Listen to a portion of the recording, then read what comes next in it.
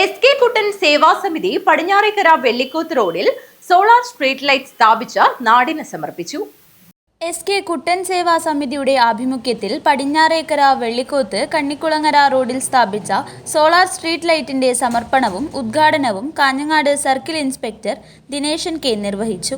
വഴിയാത്രക്കാരുടെ രാത്രികാല യാത്ര കൂടുതൽ സുരക്ഷിതവും സൗകര്യപ്രദവുമാക്കുക എന്ന ലക്ഷ്യത്തോടെയാണ് സേവാസമിതി ഈ ജനോപകാരപ്രദമായ പദ്ധതി നടപ്പാക്കിയത്.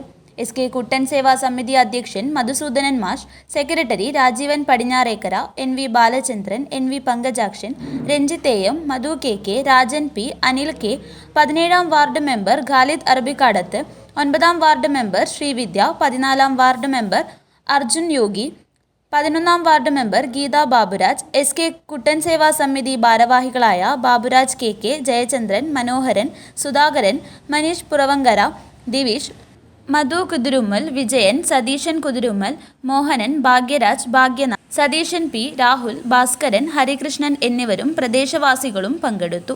സാമൂഹിക പ്രതിബദ്ധതയോടുള്ള ഇത്തരം ജനോപകാരപ്രദമായ പ്രവർത്തനങ്ങൾ തുടർന്നും ഏറ്റെടുത്ത് നടപ്പാക്കുമെന്ന് സേവാസമിതി ഭാരവാഹികൾ അറിയിച്ചു. രാജീവൻ പടിഞ്ഞാറേക്കര സ്വാഗതവും മനീഷ് പുറവങ്കര നന്ദിയും പറഞ്ഞു. News bureau, Kanhangad.